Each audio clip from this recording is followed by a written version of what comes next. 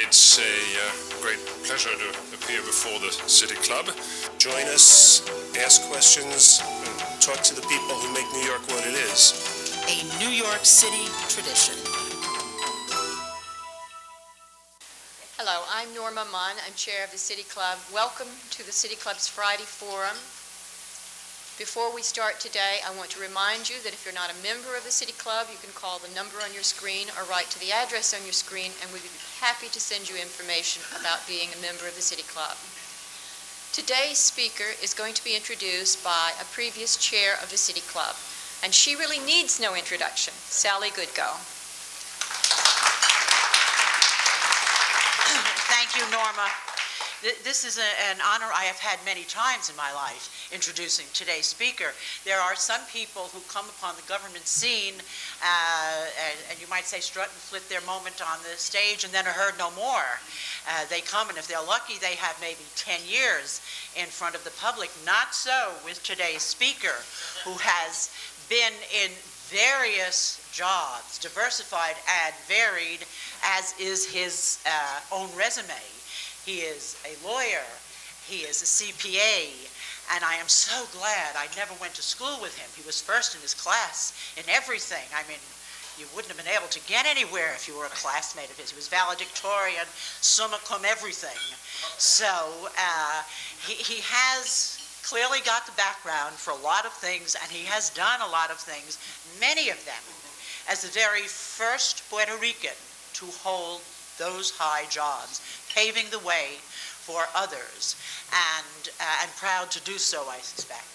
He was the borough president of the Bronx. He was a member of the House of Representatives. He was a deputy mayor. Getting tired to listen to this? He is a member of the board of CUNY, and he is Mayor Giuliani's special counsel for fiscal oversight in education. He is, I suspect, also a distant relative of Ponce de Leon. The difference between the two of them is I think he has found the fountain of youth.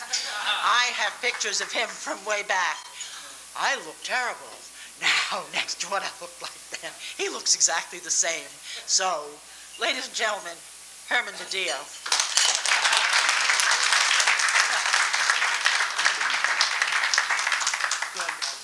Thank you very much, Sally. I do feel like Ponce de Leon because it seems that it's taking almost 500 years to bring about changes in the field of education. I've been involved as a housing commissioner and brought about some changes in West Side Urban Renewal. I was in Congress and was able to write the bilingual education bill and to change the voters registration and do many other things, but education has always been a problem to change and continues to be so. And today I'm happy to be able to talk about education in general because I am unfortunately one of the few people in the city of New York who has been involved in the last few years both in elementary and secondary education and in higher education. You may remember I got involved when I was appointed by Mayor Giuliani to be special counsel for the fiscal oversight of education. And that led to the resignation of Chancellor Cortines. And when he came back after Governor Cuomo intervened, I told him that the mayor and the public would like to know how the money, the $8 billion that was being spent by the Board of Education was allocated. And I said, I understand that nobody knows because the Board of Education is the only organization in the world that has 5 incompatible computers. So whichever button you press, you can't get an answer. So he said, that's true, Herman, but I'm working to resolve the problem. And I said, good. So the mayor will have the information in a few months? He says, no, it'll take me at least 3 years. And I said, we don't have 3 years. So since I'm a CPA, I got some of my friends from Coopers and Lybrand, and we stole the information from the computers, and we prepared a report within 4 months that ultimately led to Chancellor Cortines' resignation. The report showed, among other things, that 1/4 of the money of the $8 billion, $2 billion was being spent on special education. And that although we in Congress, when we passed the bill in 1977, really intended to deal with kids that had any number of handicaps, that special education had grown into a monster where almost anybody could go in and never get out of special education. Special education cost $23,598 per student per year. You send your kids to private schools, it only cost about $17,000. Report also brought out that bilingual education cost about twice as much money as the amount of money spent on the kid who did not have any special problems. And for example, we found that while the Board of Education knew exactly how many teachers were getting paid, they did not know where the teachers were, because we allocated some of the teachers by elementary schools and junior high schools and high schools, and teachers who were teaching in homes or in hospitals or in prisons, but there were still somewhere 2,500 teachers missing, and nobody could find them. And this is the kind of problem that led to Chancellor Cortinas's resignation. When Chancellor Crew came in, we were able to finally get someone who would come to grips with the budget, and today we have a budget for each and every one of the schools in the system. So you can find out exactly how much money is being spent on every school.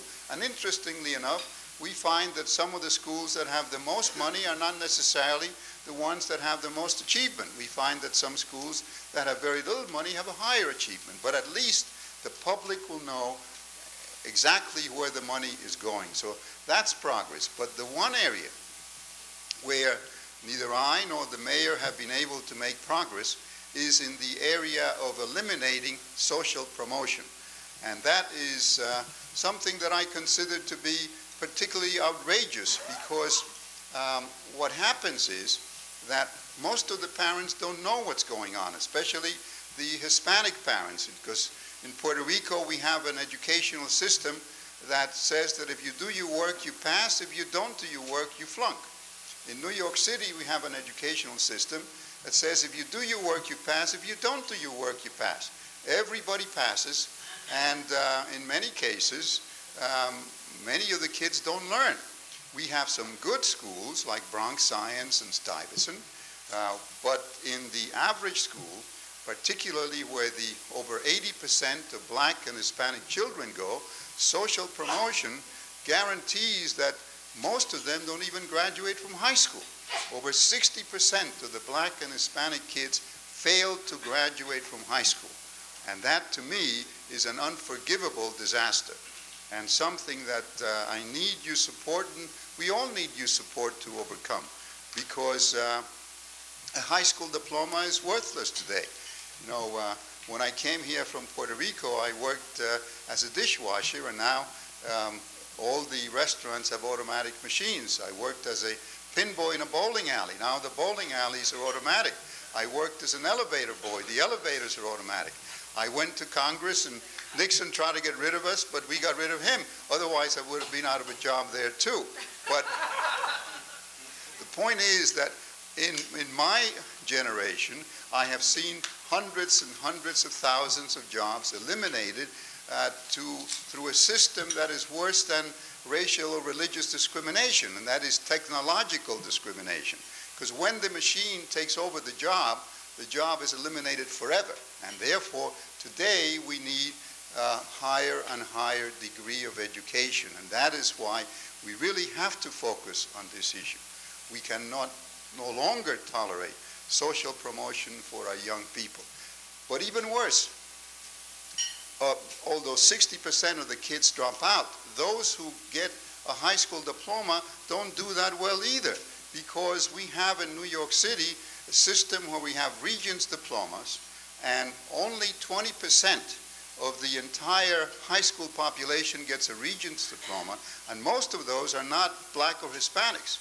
The rest of the kids who gets a so-called general diploma gets a worthless document which merely proves that they were alive and they went to a school.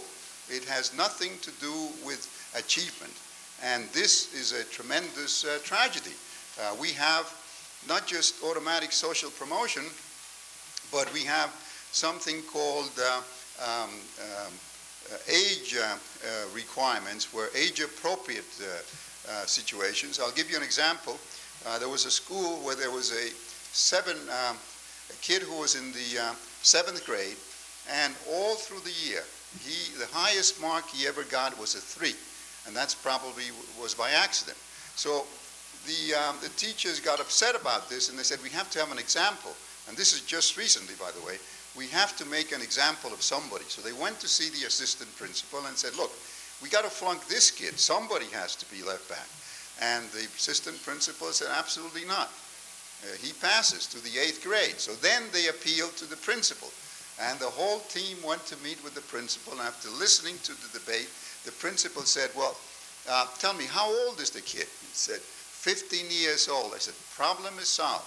He's 15 years old. He gets promoted, not to the 8th grade, but to the 9th grade, because we have a system whereby it's called age appropriate. If you're 15 years old, you go on to high school, no matter what level of performance you're at. And this is what goes on.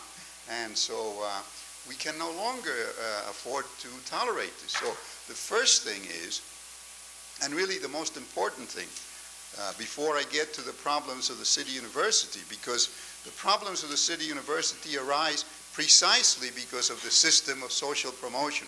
The difficulty is that we don't have a system of education in elementary and secondary education.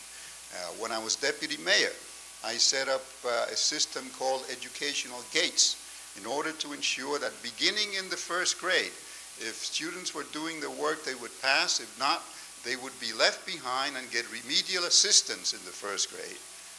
But when I left the deputy mayor's office, that system was abolished, and now we're back to social promotion. We have a situation now where the mayor is against social promotion, the governor is against social promotion, even the president, Bill Clinton, you may have heard when his State of the Union speech, came out against social promotion. But we cannot get the Board of Education and the Chancellor to abolish social promotion, and until we do, we have really a continuing educational disaster in the city of New York. Now let's turn to my other hat as Vice Chairman of the Board of Trustees of the City University. There we inherit the problem of young people who do not have a real high school diploma, and the first problem is, how do we bring them up to getting the equivalent of a high school diploma so they can begin to do college work? Because it doesn't make any sense to graduate young people if they're not able to perform. And I'm not at all exaggerating. One of the problems that you may have read about is the problem that concerns teacher education at City College and other colleges. At City College, for example, we are now under a mandate from the Board of Regents that we have to improve the performance of the students who graduate with a bachelor's degree in education and a master's degree in education, so that they can pass the Regents exam. Because at City College, 60% of the students who graduate from the School of Education fail the teacher's exam. But that 60%, again, distorts the facts. In the Hispanic community, only 23% of the students who graduate from the School of Education pass the teacher's exam. 72% fail. And in the black community, the percentage is only about 38. It makes no sense to give somebody a diploma if they cannot pass the exam in order to carry on their profession. I was one of the people who set up a law school at the City University when I was on the previous Board of Trustees in 1980 to 1982. I'm also on the Board of Trustees of Brooklyn Law School. At the CUNY Law School, we have the highest rate of failure on the bar exam of students who graduate with a Bachelor of Laws degree. Now, I'm a CPA, and I would not be a certified public accountant if I hadn't passed the CPA exam. I wouldn't be a lawyer if I hadn't passed the law exam. We are not helping young people if we give them diplomas and then find they can't pass the teacher's exam or the bar exams or the other exams that are required. And some of the college presidents have said on television that the problem is that the teachers are good teachers, but they are not good test takers. Well, how can they be good test takers if they can't, if they're going to become teachers in the Board of Education, they have to be able to give tests to the students. If they can't take a test themselves, they certainly cannot give it to the students, because the double tragedy is that a large percentage of the teachers in New York City come from the city university. And if they're not learning how to read and write English so they can pass a test in English, they certainly cannot perform. And of course, the most outrageous thing at the city university was the problem at Astos Community College. I started Astos Community College in 1969 when I was president of the Bronx, and I made it into a bilingual college because I knew there were a large number of kids coming in from Puerto Rico, the Dominican Republic, and other countries in Latin America, as I came, who couldn't speak the language at all. And I felt that they should have a bilingual college so that they would be able to use their knowledge of the language and get course content while they were learning the English language. But Astos Community College was supposed to specialize in health careers. I put it next to Lincoln Hospital, which I also approved when I was borough president, so that the students could then go to Lincoln Hospital and learn how to be X-ray technicians or nurses or even doctors, because I had an agreement with Albert Einstein College of Medicine that they could go on to become surgeons or psychiatrists or whatever skill they were interested in. Unfortunately, we discovered last year that at Astos Community College, they were graduating students who could not pass a simple test in English. Now, I'm a supporter of bilingual education. I was the chief author of the Bilingual Education Act of 1974 in Congress. But bilingual, in my understanding of the language, means two, English and another language. And I never would have been able to get the bill through Congress if I hadn't provided that it has to be transitory in nature, not forever. We have the same problem, by the way, in the Board of Education. A member of the Board of Education from Manhattan, Mr. Reyes, said just recently, the last 2 weeks, that he believes bilingual education should go from 5 to 7 years. That's outrageous, because if that attitude continues in the Board of Education, I assure you Congress will move to eliminate bilingual education, because it's the abuses that dramatize what the problem is. And it was the abuses at Astos Community College that changed what was supposed to be an entrance test to determine the student's ability to read and write the English language and do arithmetic into an exit test, which became not even an exit test. Then the test was abolished altogether, and the students were passed, because another fact that you may not know is that in the entire city university, more than half of the students get A's and B's. I was talking to the president of Brooklyn College one day, and I said, listen, next time you come to my office, bring me a list of the number of students who graduated with honors last year from Brooklyn College. So we had a discussion. I said, where's that, what are the figures? He said, well, last year we had 1,450 students who graduated from Brooklyn College. And of those, the ones who graduated cum laude, magna cum laude, summa cum laude, was 648. Now that's 48%.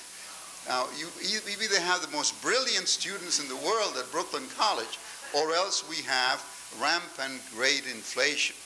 And what goes on is that what is social promotion in the elementary and secondary education system becomes grade inflation at the city university. Because how is it possible that students who, at the level of 87% in the community colleges, are not able to pass 3 tests, one of 3 tests in reading, writing, English, or arithmetic, how is it possible that then they all end up getting A's and B's? Clearly it isn't. And what we are trying to do now at the City University is to begin to set some basic standards for remediation, because the mayor said he wanted to abolish open admissions. He did not mean that he wants to abolish open admissions. What he meant was he wants to abolish open admissions for students who don't have a real high school diploma.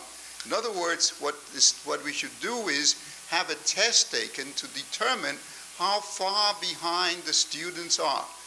And by the way, some of them are at the 8th grade level, some at the 9th grade level, and then develop remedial courses and test them before they go on to get college credit, because it doesn't make any sense to have a test and then give them remedial courses and at the same time give them college credit courses and then graduate them without testing to see whether they passed the remedial courses, which is what was happening not just at Astor's Community College, but at many of the other community colleges as well.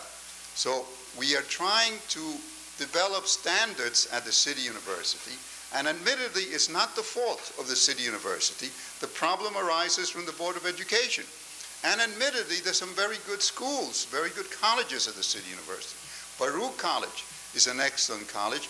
They have limited remediation now to only 1 semester, and Matt Goldstein, the president of Baruch College, says beginning in September of this year, he is going to eliminate remediation altogether.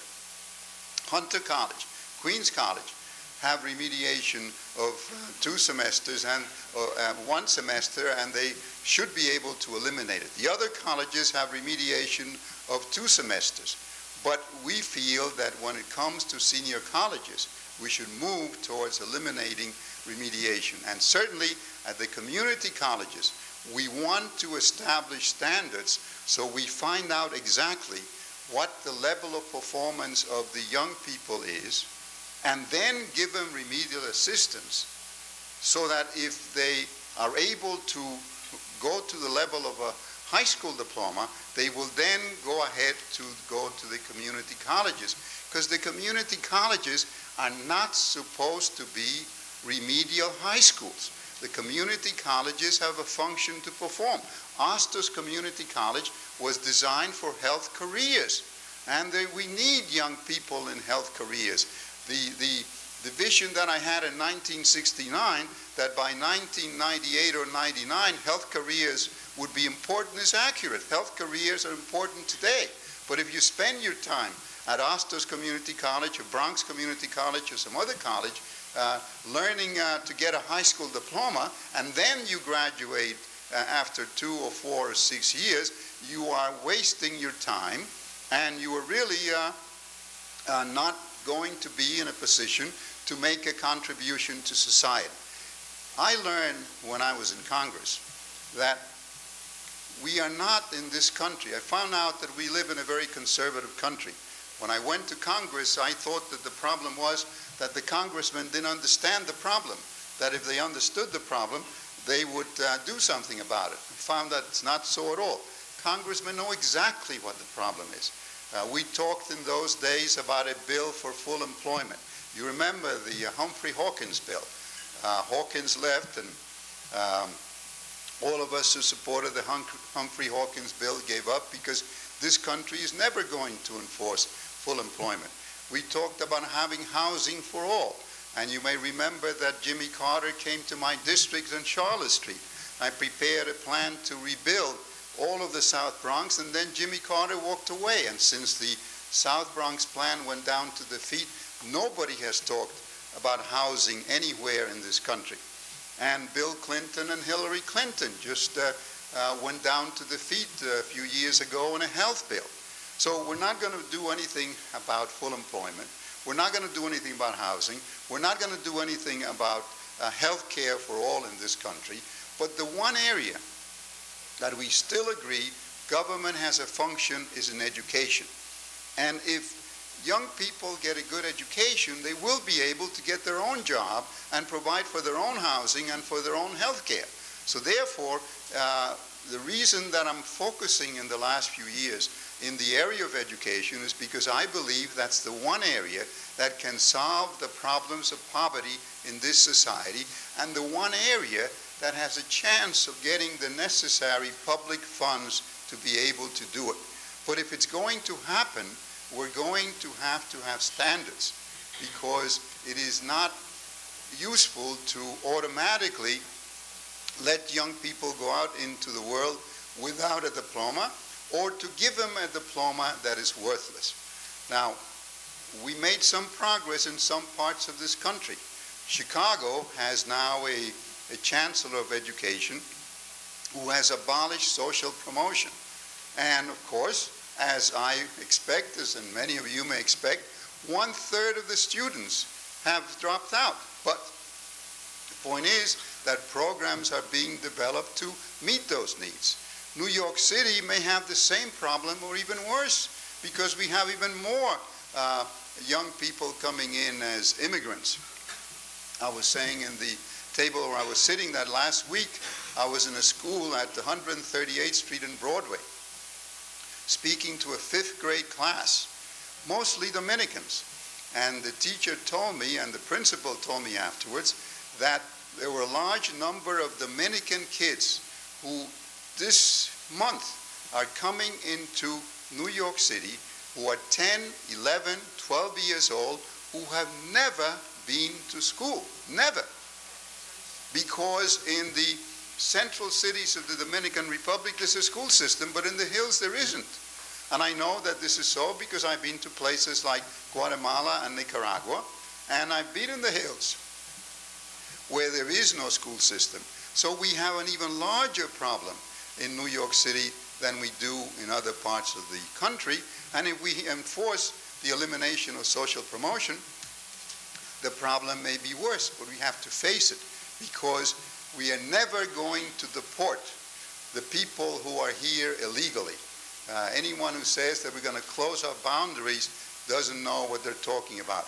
There's no way that that is ever going to happen. The Dominicans come in through Mayagüez in Puerto Rico, and there they take lessons in prominent Puerto Ricans in New York City, like Herman Badillo, and they found out I was born in Caguas and went to Luis Muñoz Rivera School, and they get documents that show that they were born in Caguas and went to Luis Muñoz Rivera School. And the cheapest thing you can do is get documents proving where you were born, or a social security card, and we don't have enough prosecutors to be able to investigate what's going on. The other thing is, I introduced an amnesty bill in Congress, and it didn't exactly get through, but ultimately we have amnesty for everybody, because when the immigrants come here from Latin America or Asia and they're here illegally, they're all young people, and they get married and they have children right away. Now the children are native-born American citizens, so immigration might be able to deport the parents, but they cannot deport the children, and they don't have any daycare centers. So from a practical point of view, they never really deport they never go into any area that has a large number of families. That's why they never go to Washington Heights. And when the kids get to be of age, then they can adopt their parents. So we end up with amnesty anyhow. But the point is, we have to recognize that the people who are here are going to stay, that those who are coming are going to stay, that they are as capable of getting a good education as all the other immigrants who came here before. I mean, there's nothing special about blacks and Hispanics that says that they cannot learn. We can learn and have learned as well as anybody else, but we have to have standards. Without standards, we have a disaster, not just for them, but for all of us, and this is where I need your help. Thank you very much.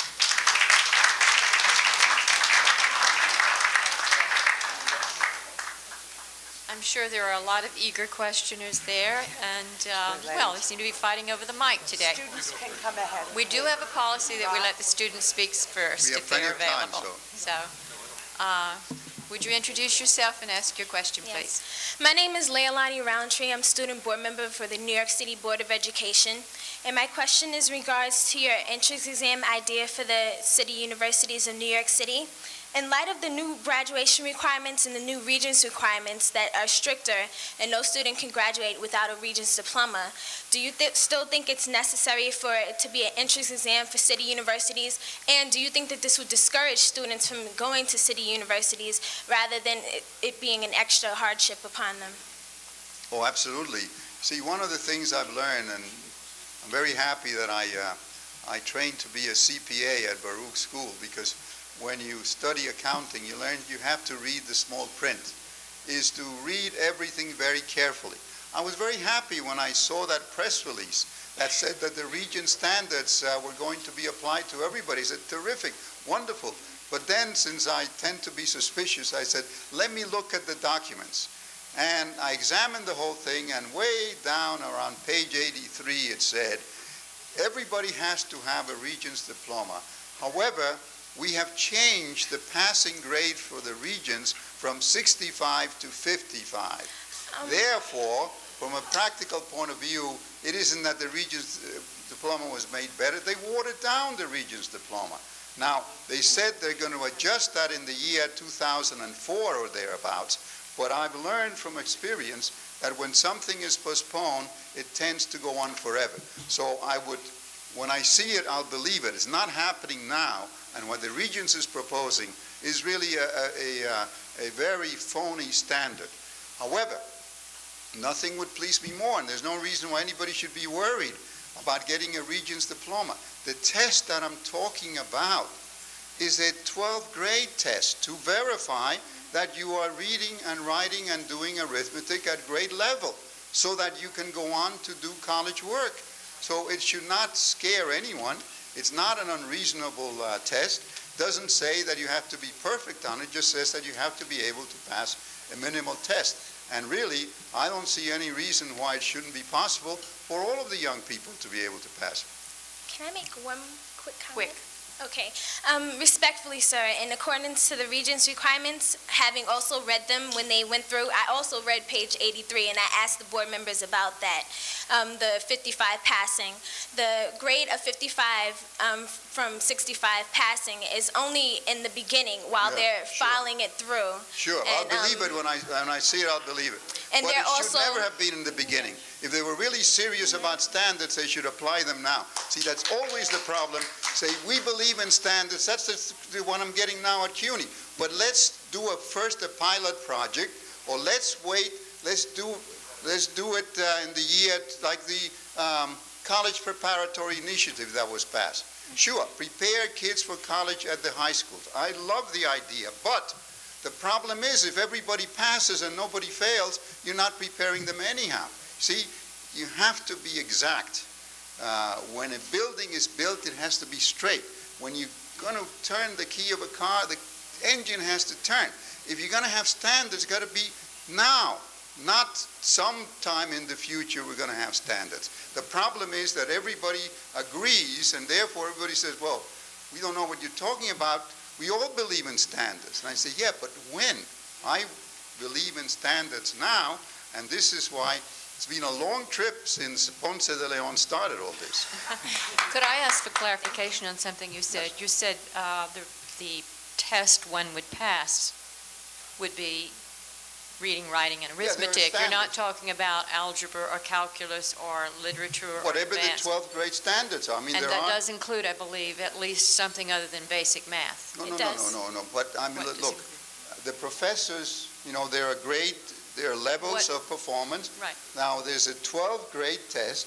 Whatever the 12th grade test is, which enables you to graduate from high school, that's the test. And the reason I mention this is because I've been in many committee meetings where they tell me they have developed tests, and when I pin them down, it turns out that the test is a 10th grade test.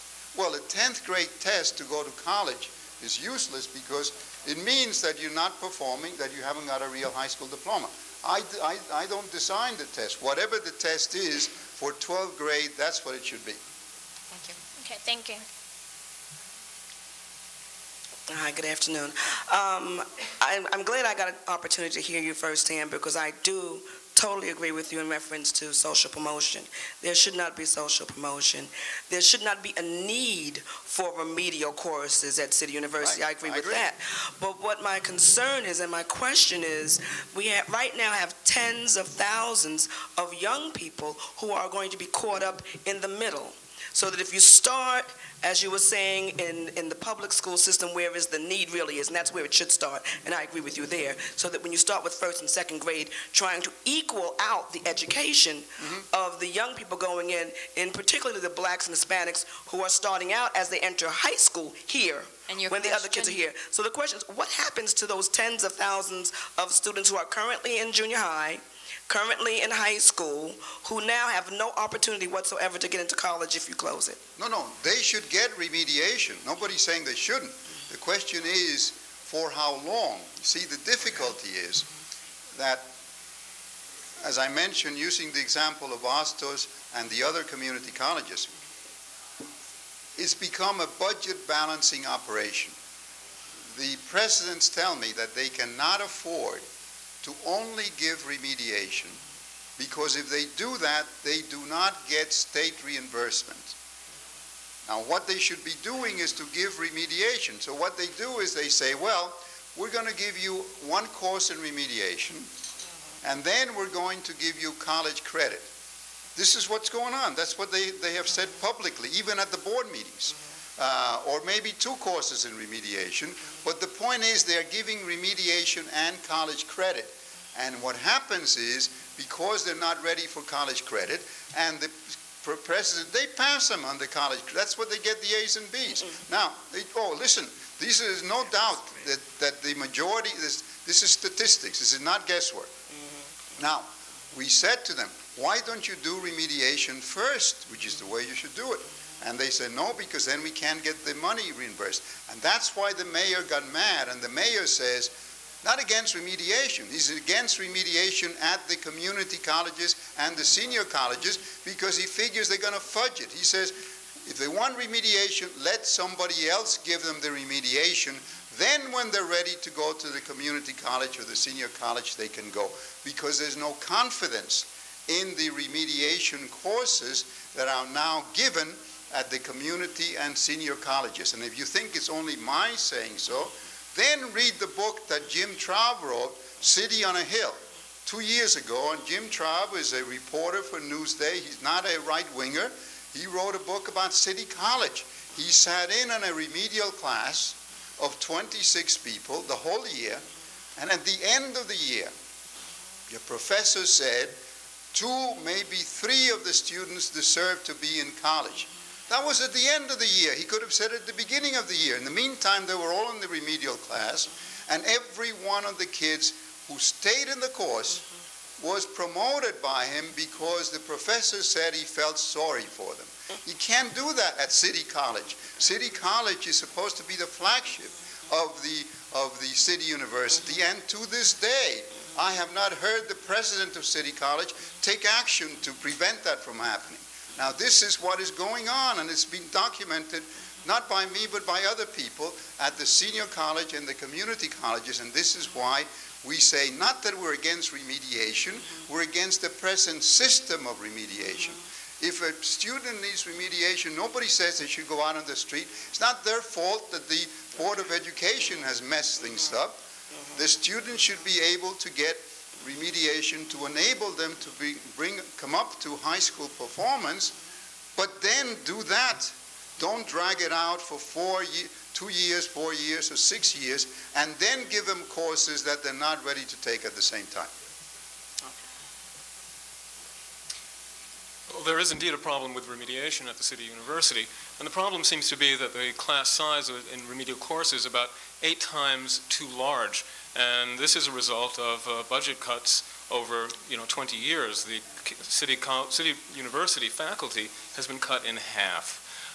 The approach that you recommend, removing remediation entirely from the senior colleges, is what you might call the exclusion approach to raising standards. And your question? And my question is, why is it that the board, as you know, we both sit on the Academic Affairs Committee of the board, Why is it that the board is so reluctant to address the quality of education, improving the quality of education, and wants to take the cheap route of improving standards by just eliminating students Nobody and being more said the selective? board, first of all, the board doesn't want to do it, doesn't want to do anything, as you know. That's the problem we've been having. It's only lately, when a new board was changed, that we were able to I get think they're not attention so to happy these with problems. what's been And suggested. all those years that you and I have been on the board, you never saw anybody come up, including the student members or the faculty senate, recommending that there be quality improvement. The class that I talked about with Jim Trout was 26 kids. Nobody in the board has mandated to the professors who claim that they only have the right to decide what to do, what the classes for remedial students should be. That was their decision. That was the college president's decision. We haven't mandated that at all, and it's only now, because the mayor took the threatening position that you're going to take remediation out of the community colleges, that the college presidents even admitted that they had to mix college courses with remediation to balance the budget. As a matter of fact, just so everybody knows, because he knows and I know, we have not been getting the information of what I'm talking about from the college presidents or from 80th Street. You know how we found out about Ostos, the problem at Ostos Community College? Not from the president, not from anyone else. We found out because the students went on a demonstration on the Grand Concourse. And the Daily News reported that the students were demonstrating. The reason the students were demonstrating is because they didn't want to take a test. And then we found out that, unbeknown to all of us, the college president had changed the CUNY test to something that was weaker, and that the other colleges had changed it too. So that one of the problems we have on the board, both you and me, is that we are not told the facts of what's going on. Next question, please. To focus back on the schools that prepare students for college, the public schools, the high schools, and you mentioned the social promotion issue, would you discuss with us what you think are the difficulties that stopping the chancellor and the Board of Education from really putting a stop to social promotion? And would you discuss any steps you'd like to see taken by the United Federation of Teachers and the Council of Supervisors and Administrators to help with this? I think it's fear. I think it's fear that if they have standards applied, that a large percentage of students will fail, and that the parents are going to come after the teachers and the principals and in the high schools, the students. And it's being afraid of what's going to take place and being afraid of the consequences. Now, because the teachers and the chancellor and other people say there are problems in the homes, which we all agree, but we have to start somewhere. There are problems in the homes in Puerto Rico and problems in the homes all over the world too. It's not just in America. So that, but on the other hand, if we have standards in other countries, we certainly can have standards here, and we have to move to overcome the fear. And I have suggested plans to do this.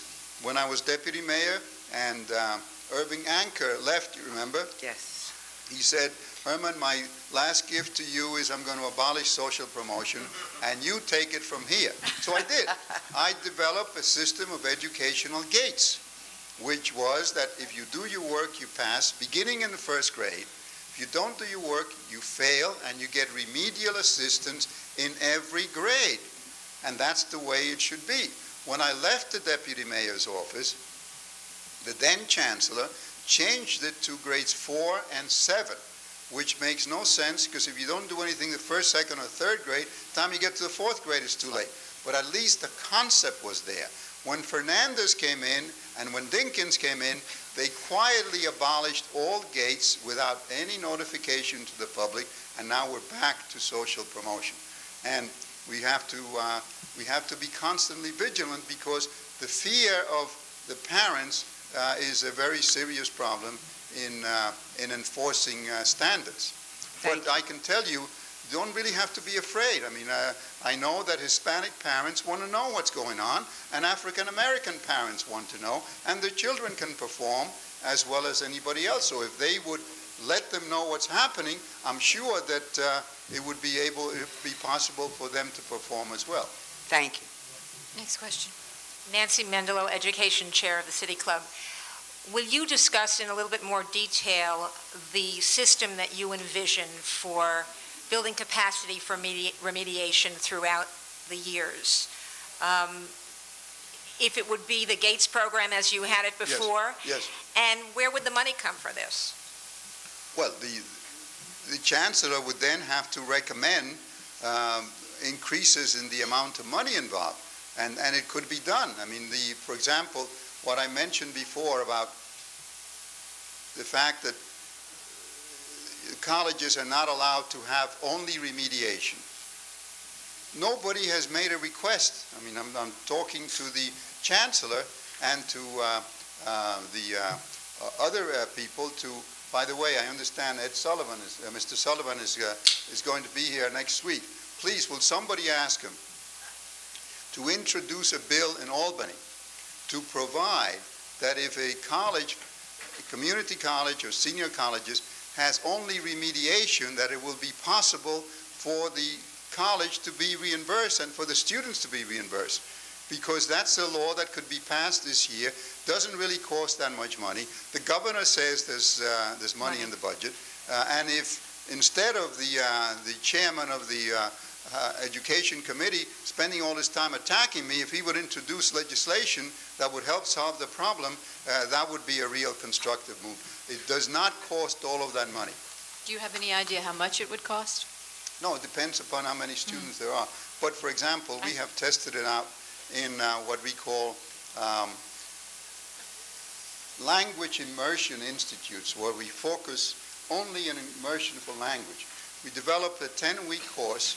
It only cost the students $100 for the 10 weeks, which is much cheaper than the tuition, and is done independent of the community college.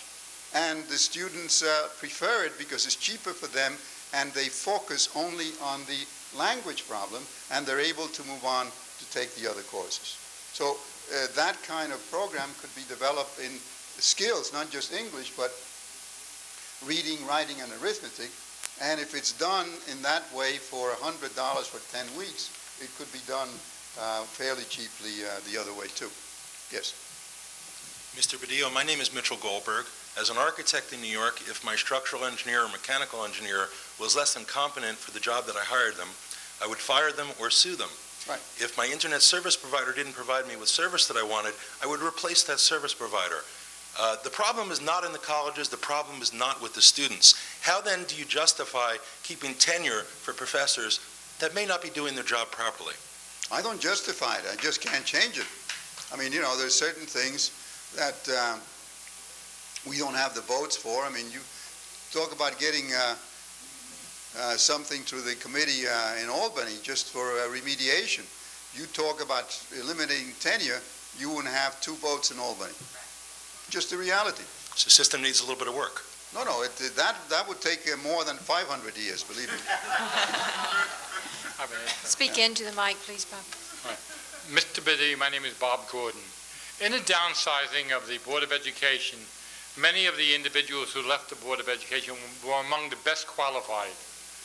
The exodus decreased the efficiency and capability of the Board of Education. What steps would you take to hold the best personnel of the Board of Education and utilize their abilities for the children's education and their overall benefits? You mean the members of the Board of Education? Not the members. School teachers. The school teachers. Oh, the school teachers. And they were among the best. Well, And the members too. Well, no, in terms of the teachers, one of the bad things I always thought was the early retirement thing, because it takes a long time for a teacher to get to be a good teacher, and if you have early retirement, then you waste the talents of the individual. So what would you do? I would provide incentives for them not to retire that soon.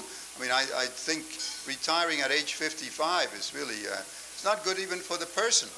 And you waste a lifetime of training. For example, one of my friends who lived next to me was a teacher and got to be a department head. Then he got to be a principal of an elementary school. Then he got to be deputy superintendent. He was just about to be superintendent, community superintendent, when he got to be 55 and he retired, which I thought was crazy. Then he spent 25 years in Florida. sitting around wondering what he could have done if he had been superintendent. So the system encourages people to get out precisely at the point where the talents, the training that they have spent would be most useful to society. Now, let me get to the other question. The members of the Board of Education. Today's newspaper, you'll read that there are competing proposals for charter revision. The mayor has a proposal and the council president has another proposal. One of the mistakes that was made in the last Charter Revision Commission was that as they eliminated the powers of the Board of Estimate, they allowed the borough presidents to continue to name members of the Board of Education. So now we have, it's about the only power the BPs have left to name a member of the Board of Education. So we have a situation where there's 7 members of the Board of Education, 5 are appointed by the borough presidents, so the mayor doesn't have control, and that's the reason we've had all of this turmoil, and that's the reason we have so much difficulty in bringing about change, because the mayor doesn't get the benefit of charter revision when it comes to appointment of the members of the Board of Education. So one of the things that I would hope the new Charter Revision Commission would do is to give the mayor and the council control of the Board of Education so we can bring about some changes. I disagree with that. Next questioner, please. I'm Joseph Rosenblatt, Herman. What is your feeling with regard to before children get to high school, and if they're really fine students, they'll go to Bronx Science or Brooklyn Tech or some of the others. But before that level, in elementary school, about taking gifted children in an elementary school area and putting them in special classes so they could move at their speed, of taking students who are slow learners and having trouble and putting them in classes where they will not get lost. Do you feel that tracking could make sense at an elementary school level? Well, the truth is we have that tracking now, but nobody admits it. You know, in every one of the schools, we now have SP classes. And I really know what I'm talking about because my wife is a school teacher. And you get for example, in the 7th grade where she teaches, you have the first few classes are the bright kids, the ones you're talking about, and they get a certain amount of training. Then you got a middle group, and then you get the other groups. Let me finish. She's one of the very few teachers. She teaches English, she teaches Shakespeare, who teaches the same classes to all of the kids in the same 7th grade. And the irony of it is that the kids in what they call the 710 or 711, which are the kids who are well behind, they look at her and they say, "You mean you are giving us the same material giving the other kids?" She says, "Yes," because they know, the kids know that within the school system of New York today, we have a segregated school system. Nobody admits it, but everybody knows it. And this is what goes on. The bright kids are put in the SP classes and they go on ahead. The other kids who are years behind are put in the slow classes and they go nowhere. And this is one of the things that nobody really wants to discuss, but it's one of the things that facing up to eliminating social promotion would come to grips with. Thank you. Next questioner, please. I'm Miriam Hecht. I'm Assistant Professor Emeritus of Mathematics at Hunter College, and back in the 70s, I was intimately involved with the remedial programs at Hunter and at 80th Street. My question is this: why do you treat remediation as if it were monolithic? We have people who are superb in the humanities and social sciences, who are weak in mathematics, probably some in this room. We have people who are powerful in mathematics and computer science. Oh, yeah, of course. Your notion that we put them all in, quote, remediation until these people need college-level courses in the appropriate areas while concurrently taking remediation where they are weak. No, listen, wait a minute. I never said that. I was very clear at all times. I said there are 3 kinds: reading and writing English and arithmetic. Now, obviously, there's some people who are brilliant in linguistics have no problem reading and writing English and have a problem with arithmetic. But there are many who have a problem with all three, and those are the ones that I'm talking about that have been promoted automatically.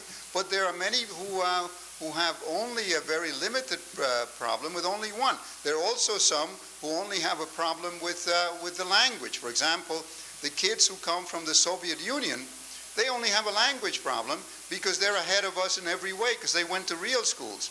No, I know. I've just talked to them, talked to Matt Goldstein. So therefore, in their case, in their case, the problem is not the course content. They're ahead of us in course content. Once they get language immersion, they are able to perform at Baruch College even better than some of the other students. So I understand that there are different problems in remediation. But I understood in our earlier conversation at the table that your solution to that, when I brought up this example, was that youngster should go to the community college, not the advanced senior colleges. The language because immersion. I use myself as an example, having had to take a remediation course in math. Yeah, but again, I understand. You see, there are specialties. So I'm confused. No, it's not that you're confused. They're different.